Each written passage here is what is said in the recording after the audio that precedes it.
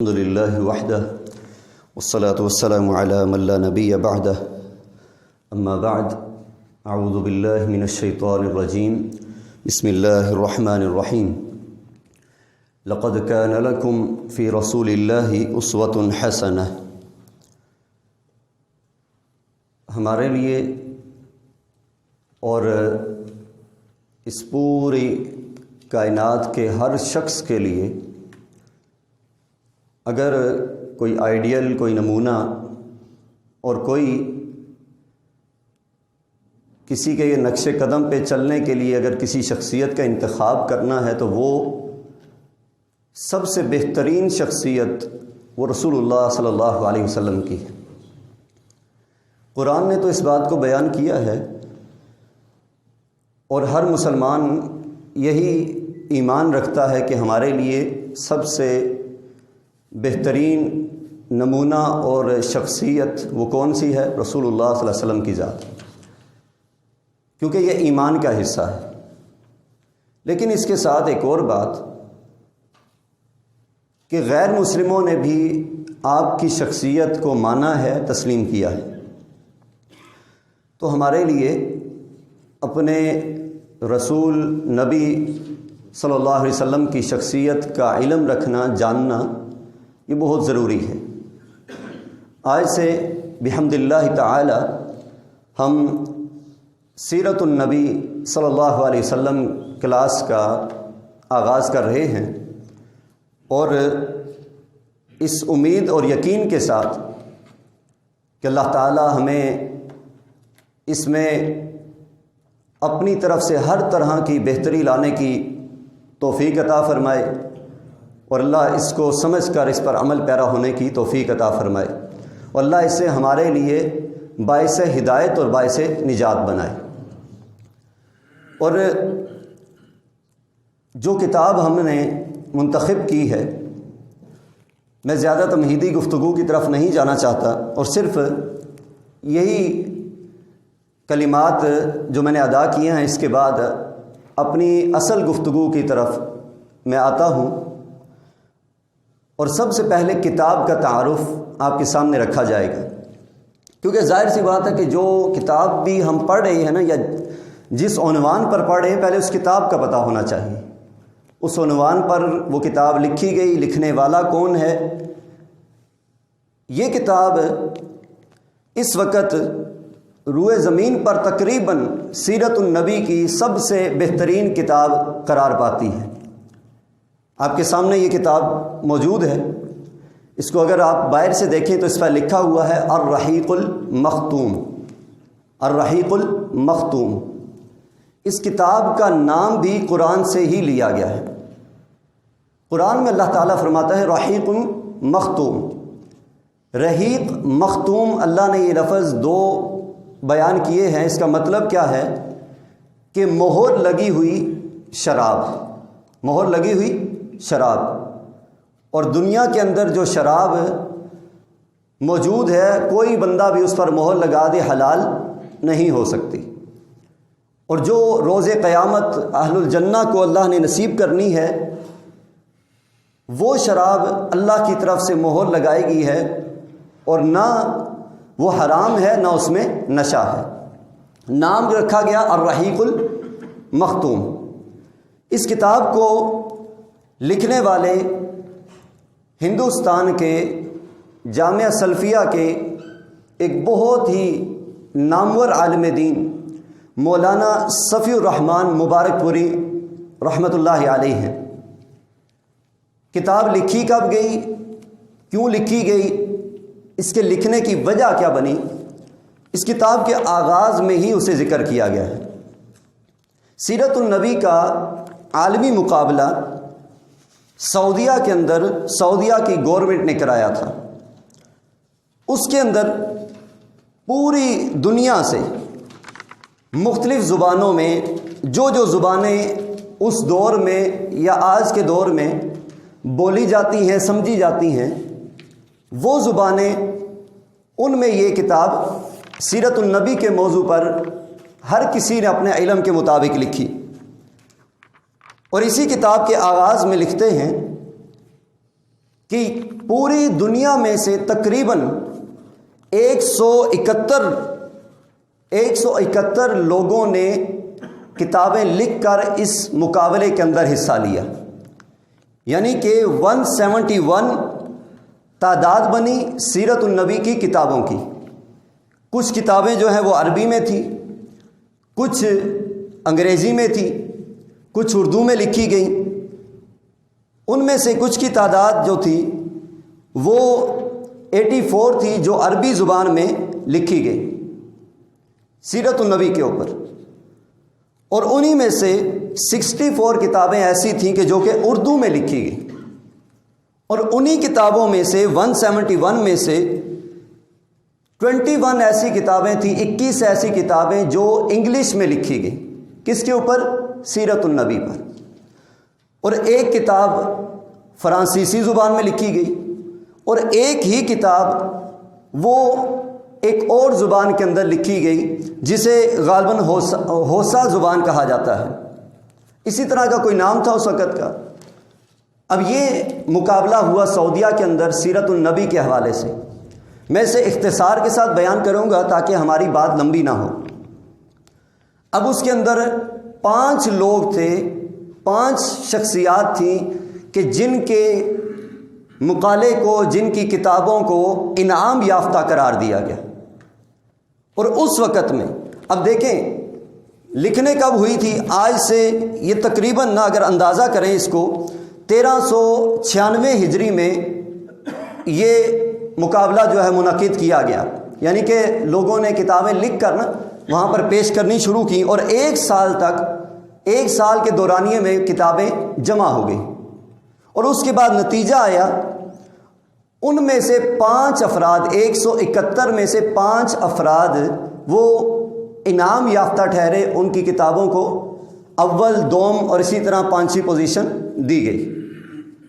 سب سے پہلے نمبر پر جو کتاب پورے عالم اسلام میں اور پوری دنیا میں سیرت النبی صلی اللہ علیہ وسلم کے مسابقے میں پہلے نمبر پر آنے والی تھی، وہ یہ الرحیق المختوم تھی، جس کو لکھنے والے صفی الرحمان مبارک پوری انڈیا کے عالم دین، انہوں نے یہ کتاب عربی زبان میں لکھی۔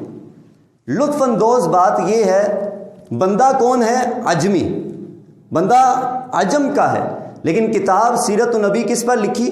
عربی میں۔ اور چیک کہاں پر ہوئی؟ عرب کے اندر، سعودیہ کے اندر، اور وہیں پر اسے پہلی پوزیشن دی گئی۔ پھر آپ اس سے اندازہ کر لیں کہ بندے کی علمی قابلیت کتنی ہوگی، عربی کا معیار کتنا اعلیٰ ہوگا، اور عربی کا پر گرفت کتنی زبردست ہوگی۔ پہلے نمبر پر یہ کتاب آئی شیخ صفی الرحمان مبارک پوری رحمہ اللہ کی، جو کہ جامعہ سلفیہ ہند کے وہاں کے استادوں میں تھے اور وہاں کے علماء میں سے تھے، اور اس وقت کے لحاظ سے اس کتاب کے لکھنے والے صفی الرحمان مبارک پوری کو 50,000 سعودی ریال انعام میں دیا گیا۔ دوسرے نمبر پر آنے والی کتاب وہ ڈاکٹر ماجد علی خان تھے، جامعہ سلفیہ اسلامیہ نئی دہلی ہند کے تھے، انہیں 40,000 سعودی ریال دیے گئے۔ تیسرے نمبر پر ڈاکٹر نصیر احمد ناصر تھے، جو جامعہ اسلامیہ صدر بہاولپور پاکستان سے تعلق رکھنے والے تھے، اور انہیں 30,000 سعودی ریال انعام دیا گیا۔ چوتھی پوزیشن جس کتاب کی آئی تھی وہ استاد حامد محمود تھے، جن کا تعلق مصر سے تھا، انہیں 20,000 سعودی ریال انعام میں دیے گئے۔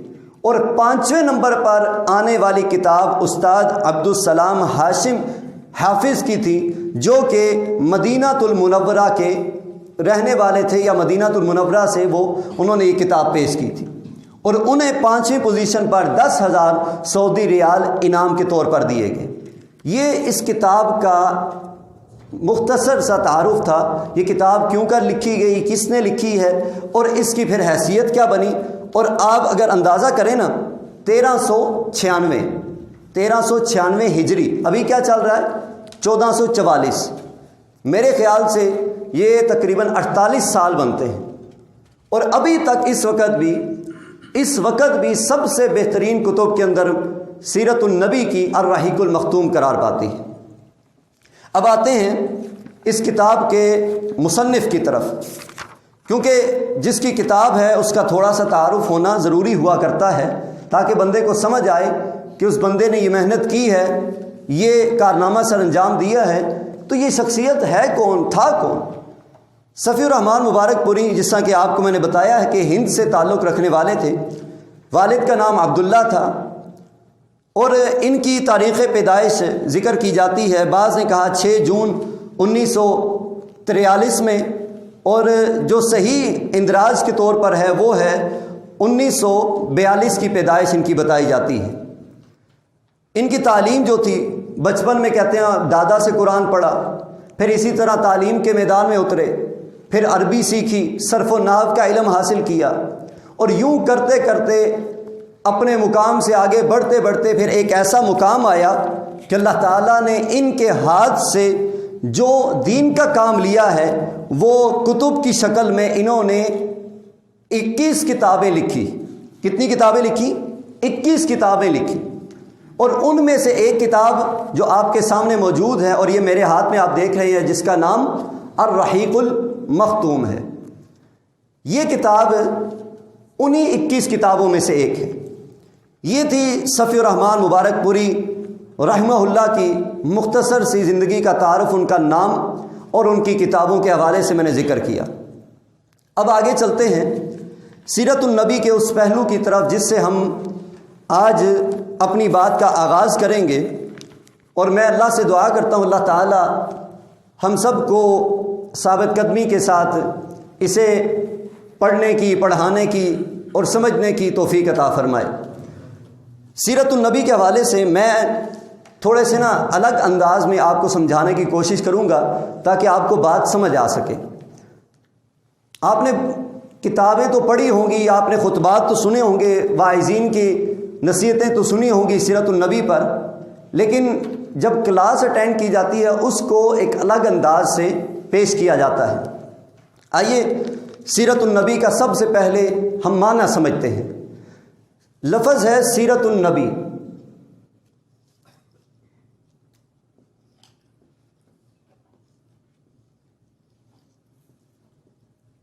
یہ ہے سیرت النبی۔ اب اس کو یوں بھی لکھا جاتا ہے سیرت تا گول کے ساتھ،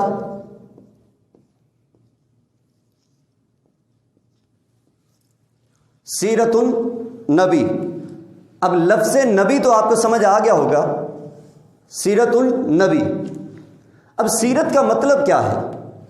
اگر آپ اردو کے اندر دیکھیں سیرت کا مطلب، اردو میں آپ اس کو ٹرانسلیٹ کریں تو اس کے مختلف معانی بیان کیے گئے ہیں۔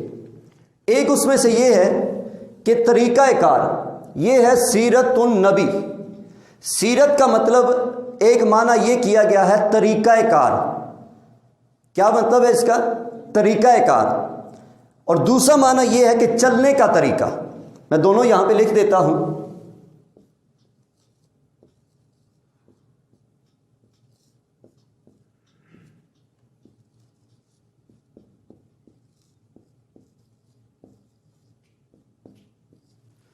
طریقہ کار، چلنے کا طریقہ، ایک بات تو یہ۔ دوسری بات، اگر انگلش کے اندر آپ دیکھیں تو اس کا مطلب بنتا ہے کریکٹر، جس کو آپ کئی لوگ اچھی طرح سمجھ سکتے ہیں۔ اب اس کو اگر اکٹھا کریں تو سیرت النبی، نبی صلی اللہ علیہ وسلم کا طریقہ کار۔ اور دوسرے لفظوں میں، سادہ الفاظ میں سمجھنا چاہیں تو نبی کریم صلی اللہ علیہ وسلم کا جو آپ کا اٹھنا بیٹھنا، چلنا پھرنا، گفتگو کرنا، یہ ساری چیزوں کو جمع کر کے سیرت النبی کہا جاتا ہے۔ سیرت النبی، یہ جو میں نے معنی بیان کیا نا آپ کے سامنے، آپ اگر ڈکشنریز میں دیکھیں تو مختلف معنی بیان کیے جاتے ہیں مختلف الفاظ کی شکل میں۔ سیرت النبی یہ لغوی معنی ہے سیرت کا، طریقہ کار یا چلنے کا طریقہ۔ اور قرآن مجید میں اللہ تعالیٰ نے کیا بیان فرمایا؟ قرآن مجید میں اللہ تعالیٰ نے نبی کریم صلی اللہ علیہ وسلم کے اٹھنے بیٹھنے چلنے کا جو ایک ہی طریقہ ہے نا، وہ بیان فرمایا۔ ما ینطق عن الہوی ان ہوا الا وحی یوحی، میرے نبی کا سارا طریقہ میری وحی کے ساتھ۔ پھر جس کا طریقہ اٹھنا بیٹھنا چلنا پھرنا سب کچھ وہی کے ساتھ ہو وہ کبھی غلط نہیں ہو سکتا۔ پھر سب سے بہترین اسوہ اسی کا ہے۔ اب آتے ہیں قرآن کی آیت جو میں نے پڑھی ہے، لقد کان لکم فی رسول اللہ اسوۃ حسنہ، تمہارے لیے سب سے بہترین نمونہ، سب سے بہترین اسوہ، آئیڈیل وہ کون ہے؟ رسول اللہ صلی اللہ علیہ وسلم کی ذات ہے۔ یہ ہے سیرت النبی کا مطلب۔ اب آگے چلتے ہیں کہ سیرت النبی کو میں تھوڑے سے سادہ الفاظ میں کہہ لیں یا پھر سمجھانے کے الفاظ میں، میں اس کو مختلف پہلوؤں میں آپ کو سمجھانے کی کوشش کروں گا، جس کے ساتھ ہمارے اگلے سیشن بھی انشاءاللہ چلیں گے۔ اس میں سب سے پہلی چیز جو ہے سیرت النبی کی، اگر ہم اس کو لیں تو دو چیزیں بنتی ہیں۔ پہلی بن جاتی ہے مکی زندگی، پہلا حصہ کیا بنتا ہے؟ مکی زندگی۔ اب مکی زندگی کے اندر دو پہلو ہیں، یہ ڈسٹر مجھے دیں ذرا۔ پہلا کیا ہے؟ مکی زندگی، دوسرا ہے مدنی زندگی۔ میں سمجھانا چاہتا ہوں تاکہ آپ کو بات سمجھ آ جائے کہ سیرت النبی کے کون کون سے پہلو ہیں۔ جب ہر پہلو کو الگ الگ سے آپ سمجھنے کی کوشش کریں گے نا تو انشاءاللہ بات صحیح سمجھ آئے گی، سیرت النبی کا اصل جو چہرہ ہے وہ آپ کے سامنے آئے گا۔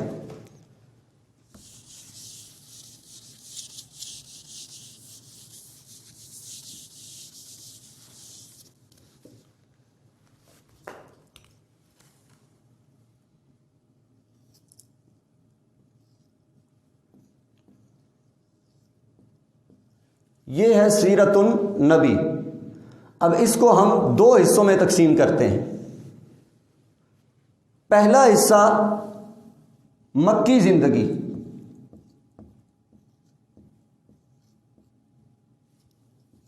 پہلا حصہ کیا ہے؟ مکی زندگی۔ اب مکی زندگی کو ہم مزید دو پہلوؤں میں تقسیم کرتے ہیں۔ اس میں پہلا حصہ ہے رسول اللہ صلی اللہ علیہ وسلم کا بچپن۔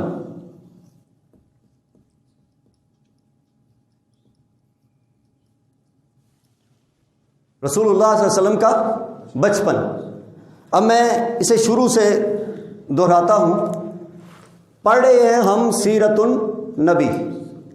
سیرت النبی کے بنیادی دو پہلو ہیں، پہلا مکی زندگی، دوسرا مدنی زندگی۔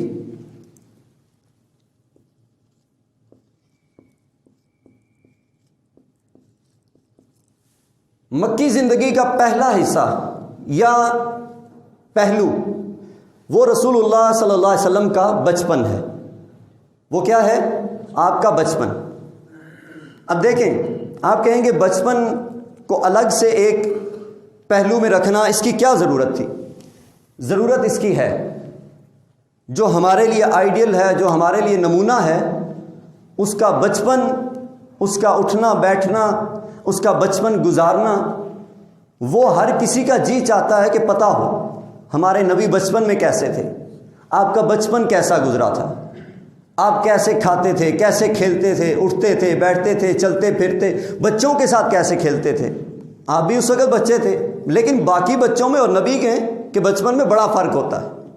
اس لیے جب آپ نبی کریم صلی اللہ علیہ وسلم کے بچپن کو سمجھیں گے تو آج یہ میری بات نوٹ کر لیں کہ آپ کا جی چاہے گا کہ ہمارے بچوں کا بچپن بھی ایسا ہوتا، یا پھر آپ دوسروں کو کہیں گے بھائی اپنے بچوں کا بچپن ایسا بنانے کی کوشش کرو، ان کے ایسے عادات و خصائل بناؤ جس طرح ہمارے نبی کے تھے۔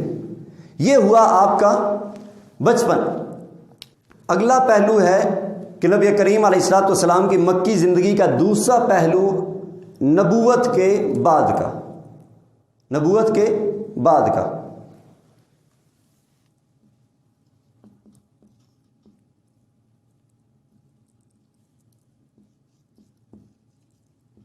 نبوت کے بعد، اب دیکھیں نبوت کے بعد مدینہ المنورہ جانے تک بیچ میں بڑا گیپ تھا، کافی وقت تھا۔ اب دیکھیں بچپن سے لے کر جب ہم آئیں گے نا نبوت کے بعد، نبوت ملنے کے بعد، تو اس کے اندر رسول اللہ صلی اللہ علیہ وسلم کی جوانی بھی شامل ہو جائے گی، اس کے اندر رسول اللہ صلی اللہ علیہ وسلم کی باقی جو آپ کی جب شادی ہوئی تھی وہ وقت بھی شامل ہو جائے گا، یہ ساری چیزیں جمع ہو جائیں گی۔ نبوت کے بعد یہ ساری زندگی کہاں تک جائے گی، اس کو ہم لے کے آتے ہیں اگلے حصے پر، یہ آ جائے گا آپ کے ہجرت تک۔ کہاں تک آ جائے گا؟ ہجرت تک۔ بات سمجھ گئے؟ پھر سے میں لے کے آتا ہوں سیرت النبی سے۔ سیرت النبی کتنے پہلو ہیں میرے ساتھ ذرا آپ دہرائیں، کتنے پہلو ہیں؟ 2۔ پہلا مکی زندگی، دوسرا مدنی زندگی۔ مکی زندگی کے کتنے پہلو ہیں؟ 2۔ پہلا بچپن، دوسرا نبوت کے بعد۔ اب اسی کے اندر کیا آ جاتا ہے پھر؟ ہجرت۔ سمجھ گئے؟ اب یہاں تک آئیں، اس کے بعد آئیے مدنی زندگی کی طرف۔ مدنی زندگی کے ہم 2 پہلو بناتے ہیں۔ کتنے پہلو؟ 2۔ ایک ہے ہجرت کے بعد، ہجرت کر کے آپ مدینہ ہی گئے تھے نا، ہجرت کے بعد۔ دوسرا پہلو ہم بناتے ہیں فتح مکہ سے وفات تک۔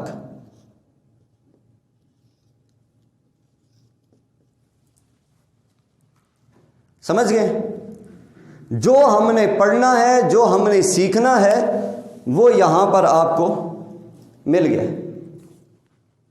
آپ کے لیے پڑھنا، آپ کے لیے سیکھنا آسان ہو جائے گا۔ اب اس کو میں پھر سے دہراتا ہوں۔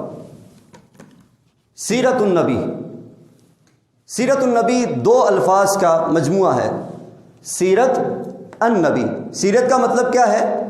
طریقہ کار، خصلت یا خصائص، نبی صلی اللہ علیہ وسلم کے خصائص، آپ کے عادات، یہ سب کچھ جمع کر کے نا وہ کیا بنتا ہے؟ سیرت۔ آئیڈیل، نمونہ، طریقہ کار، اسوہ حسنہ، کس کا؟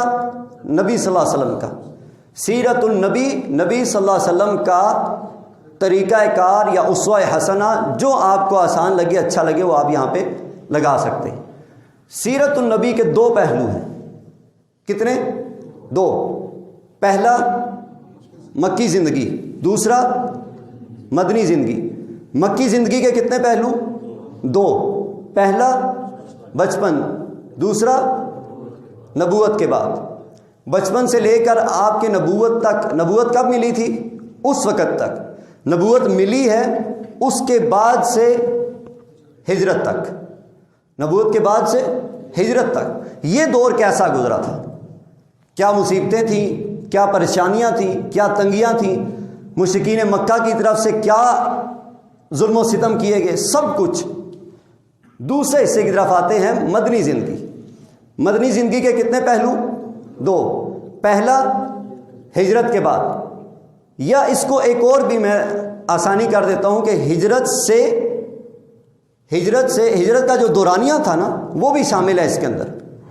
ہجرت سے مدینہ تک، یعنی مکہ سے مدینہ تک، یہ اس کے اندر آپ، یعنی میں یہاں لکھتا نہیں ہوں، آپ سمجھ لیں کہ ہجرت کہاں سے؟ مکہ سے مدینہ تک، جو بیچ میں ہوا، وہاں سے نکلے، غار میں آئے، غار سے آگے نکلے، مکہ والے پیچھا کر رہے ہیں، سراقہ پیچھے آتے ہیں، وہ پھر وہاں پر سمجھ جاتے ہیں کہ جس کا پیچھا کر رہا ہوں اسے پکڑ نہیں سکتا۔ وہاں سے آئے آپ مدینہ میں۔ اب مدینہ میں آئے، ہجرت کے بعد سے لے کر فتح مکہ تک، یہ 2 حصوں میں کیوں ڈیوائیڈ کیا ہے یہ بھی سمجھ لیں۔ یہ اس لیے ڈیوائیڈ کیا ہے کیونکہ وہاں سے لے کے فتح مکہ تک بڑے بڑے غزوات، بڑے بڑے آپ کے مارکے اور جنگیں ہوئی تھیں، جس میں غزوہ بدر شامل ہے، غزوہ احد شامل ہے، غزوہ احزاب شامل ہے۔ فتح مکہ سب سے بڑی فتح تھی، اور اس کے بعد پھر غزوہ حنین بھی ہوا، وہ بھی اس کے بعد شامل ہے۔ پھر آپ کی وفات تک، وفات آپ کی کب ہوئی، کس طرح سے ہوئی، کہاں پر تھے، کس حالت میں تھے، یہ سارا کچھ انشاءاللہ اس کے بیچ میں آئے گا۔ یہ آپ نے اپنے ذہن میں رکھنا ہے، اس کے مطابق انشاءاللہ ہم اپنے اگلے سیشن لے کر چلیں گے۔ اللہ تعالیٰ سے دعا ہے اللہ ہمیں مزید توفیق عطا فرمائے اس میں بہتری لانے کی، اللہ ہمیں ثابت قدمی نصیب فرمائے، اللہ جو کوشش کر رہے ہیں اسے ہمارے لیے نجات کا ذریعہ بنائے، اور اللہ تعالی ہم سب کا یہاں پر بیٹھنا اور آنا سیرت النبی کی خاطر اللہ اپنی بارگاہ میں قبول فرمائے۔ اللہ کل قیامت کے دن جس طرح آج سیرت النبی کے لیے جمع ہوئے ہیں، اللہ کل قیامت کے دن نبی کریم صلی اللہ علیہ وسلم کے ساتھ جنت میں بھی جمع فرمانا۔ وما علی الا البلاغ المبین۔